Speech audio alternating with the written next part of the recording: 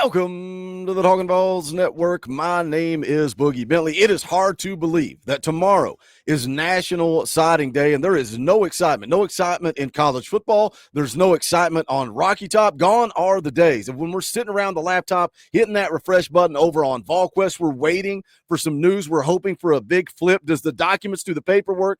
Does it come in? You guys remember the live fax feed? Tennessee actually had set up a camera where you could see a document be faxed in, and we celebrate, we anticipate who is it. We go to VolQuest and we see them enter the name, and then we're off to the races. Man, it's so much different now. So much different than it used to be. Now it's more about the early signing day back in December, right? A lot of these guys handle their business and they commit before they ever play a down of high school football their senior year. It's taken care of throughout the course of the summer. We're going to see that pick up as junior days have already taken place. We're going to see some visits throughout the course of the spring. We're going to see official visits throughout the summer, and then these guys sign in December. Then they become early enrollees, right? They get to take part in the college football playoff practices, bowl game practices. They enroll in spring semester. They get to take part in spring camp. It's just college football is a different animal. And if you go look at the class of 2025 for Tennessee, as you can see there on the screen, currently ranked 10th according to the On3 industry rankings. They're ranked 7th in the SEC.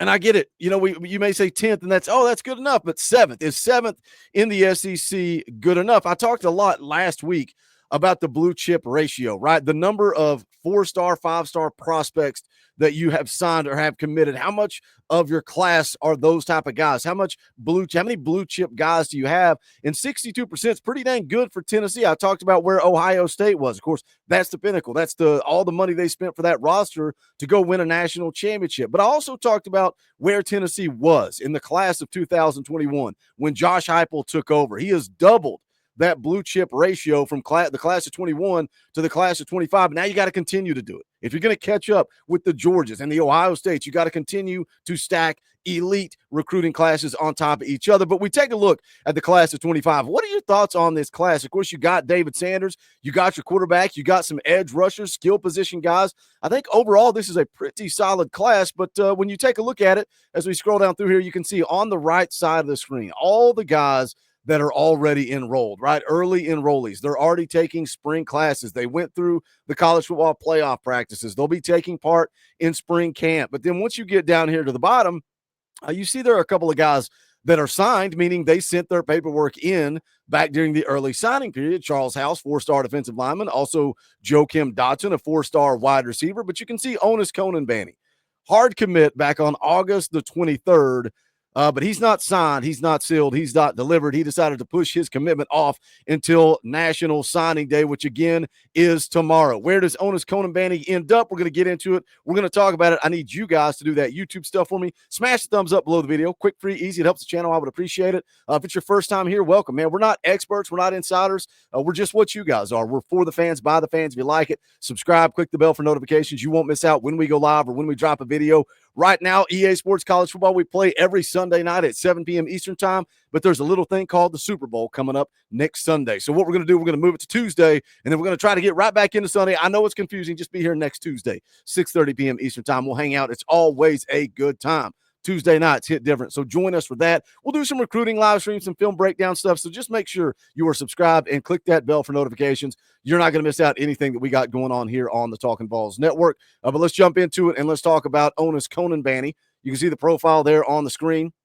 3-star corner, 6 foot, 175 pounds, out of Columbia, South Carolina, committed to Tennessee over Florida State back in August of last year. And man, it was all Tennessee, right? The decision was Tennessee and Florida State. He took some visits to LSU. They were kind of in the mix there a little bit as well, but it was all Tennessee. Onis Konanbanny, loved him some Tennessee. He was on campus 5 times within a 4-month period, 4 unofficial visits, took his official visit in June. I don't know if you guys remember this, going back to one of those visits, Braylon Staley was on Instagram Live, and Onis Konanbanny was so Tennessee, he was so wrapped up in the moment that he committed to Josh Heupel. It leaked to the internet on an Instagram Live, and then the question became, all right, when is Onis Konanbanny going to make this official? When is he going to make it public? Was it just caught up in the moment? Was it emotions, or does he truly love Tennessee that much? And again, it was all Tennessee. Finally pulled the trigger on August the 23rd, commits to Tennessee again over Florida State.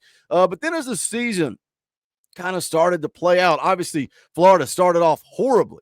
Everybody's saying they're going to run Billy Napier out of town, but they turned the corner. And I think they publicly backing Billy Napier, saying that Billy Napier was their guy was a smart move because that kind of helped the NIL money keep coming in. That kind of helped keep their recruiting class coming together. And as the season kind of played out, Onis Konanbanny, there was more talk about Florida than there was Tennessee, so much so that there were times that I had to go and search Google. I had to go to On3 or 247 Sports to make sure that Onis Konanbanny was still committed to Tennessee because all the talk, all the buzz, it was all around Florida. He actually took an official visit to Florida at the end of November, and then on December 1st, we're leading into the early signing period at this point in time.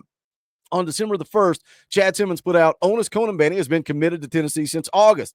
Nothing has changed. He is still committed, but since taking an official to Florida last weekend, there's been a lot of buzz around the Gators. The 6'1", 175-pound corner is planning to get back to Gainesville on Sunday afternoon before the dead period kicks in at midnight. His recruitment may go into the new year as well. And that is exactly what happened. Onis Konanbanny elects not to put the pen to paper. That recruitment continued throughout January and even the early days here of the month of February. But then Onis Konanbanny put this out on Twitter yesterday. He says, tomorrow at 12:40, we are going to find out today if Onis Konanbanny sticks with his commitment or does he flip to Florida. Now, I don't think this looks good for Tennessee. You go look at his On3 timeline, right? You go look at his profile, you scroll down, you look at all the articles, all the news. It is all Florida all the time. Took a final visit to Florida on January the 17th. That's where he shadowed Vernell Brown. Steve Wiltfong actually put out an update yesterday. Said Florida is still in prime position to flip Columbia, South Carolina corner Onis Konanbanny from Tennessee. A final decision is expected Tuesday. The Gators have On3's number 11 ranked class. Now, Anna Adams, Tom Lloyd, 247 Sports, they both put in their crystal ball predictions that Florida is going to flip Onis Konanbanny. Steve Wiltfong, Chad Simmons of On3.com have both put in their expert predictions that Florida is going to flip Onis Konanbanny. So it looks like Tennessee is going to lose his commitment. Now, what do you think about this? You look at the cornerback position, and I know there's a lot of talk right now about Jermod McCoy. When does Jermod McCoy return? Because if he's healthy, if he doesn't have the knee injury, I mean, you're looking at Jermod McCoy and Ricky Gibson. They're two dudes. Those are your guys at the corner position, and they both have 2 years to play. They can play in 25 and 26, so I think you're locked down at the starting position at corner. But who's in the two deep? And again, how healthy is Jermod McCoy? Because we got a lot of experts and doctors on the internet that say there's no way he's going to be ready for the season when that rolls around this upcoming season. You got other people that say he's going to be ready this fall. I don't know. I have no idea. I'm not a doctor. I'm not an expert. I have no idea when Jermod McCoy is going to be healthy. So who do they have there in the two deep? You got Jalen McMurray back for one more year. What happens with Caleb Beasley? I've seen some talk that Caleb Beasley could ultimately end up being a safety for Tennessee. Marcus Gorey Jr., does he develop the way that we hope? But you look in Onis Konanbanny's class, you look at this class of 2025, you've got a commitment and a sign. These are all three signees and early enrollees. Trey Poteet, now he committed as a 3-star, got a ratings boost, 384th nationally. He's a 4-star corner out of Wisconsin. You got a couple of 3-star corners. Dylan Lewis, 3-star out of Alpharetta, Georgia. Also Tyler Redmond, a 3-star corner out of Milton, Georgia, committed, signed, and early enrollees on this roster.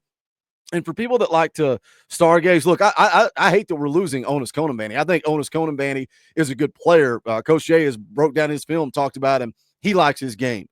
You look at blue chip ratio, that's just going to go up with the decommitment because, again, you want to talk about 3-star U. You can't play this both ways. You can't come on here and say 3-star U when we get a commitment from a 3-star, but then when a 3-star flips, you're going to let the world be set on fire. The sky is falling. You can't have it both ways. But again, Onis Konanbanny, 3-star prospect, 411th ranked nationally, according to the On3 industry rankings. But I have a feeling here in a couple of hours, he is going to make it official. He is going to flip to Florida, and that's going to kind of be all the news for signing day. But I like this class, man. I like this class of 25. Again, you got your quarterback. You got your guy to protect the quarterback, and you got guys to get after the quarterback. Everything else is icing on the cake. What are your thoughts? Jump in the comment section. Let's talk about it. As always, smash the thumbs up on the way out the door. Go check out the Talkin VAWLS merchandise, bonfire.com/store/Talkin VAWLS. If you really want to support the channel, hit that join button down below. It's just $1 a month. You keep the lights on around here. You allow this channel to continue to pump out Tennessee Vol football content all day, every day, right here on the Talkin VAWLS Network. But that is going to do it for this one. This is the Talkin VAWLS Network. My name is Boogie Bentley. Go Big Orange.